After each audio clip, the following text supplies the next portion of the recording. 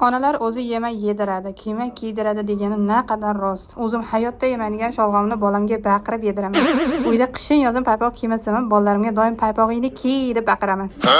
Ona bo'lib onamni tushundim. Yoshligimda onam bizni urishganlari uchun rahmat deyishim kerak, chunki o'rnlarda bo'lganimda bu qilgan ishlarimiz uchun o'ldirib yuborardim. Men juda mehribon onaman. Bolalarimni umuman urishmayman. Jonim, asalim deb qo'llarini o'pib, yuzlarini silab, erkalab o'tiraman. Faqat bu ishlarni ular uxlaganida qilishni yoqaman. Bolalarning kulgusini eshitgan inson hamma narsani esdan chiqaradi. Mana, masalan, men issiq ovqatni, bemalol cho'milishni, hojatxonada bemalol o'tirishni, to'yib uxlashni esdan chiqarib yubordim. Nima muammo? Bitta gap aytaymi? Ayol tuqqan sari yosharadi. Bolalarni ko'p bo'lgan yaxshi. O'g'lingiz bor ekan, endi qiz tug'ing deb yonimdagi bitta bolali qo'shnimni amallab tug'ishga ko'ndirdim. Qaroqchi dugonalar, bitta bolali oyijonlar mendan uzoqroq yuringlar, bo'lmasa aniq tug'ishga ko'ndiraman sizlarni ham. To'rtta bolali oyijonlar, sizlar yaqinroq kelinglar. Yaqinda boshqa tug'maslik haqida kurs ochyapman. Skidka narxida qo'shilib olasizlar.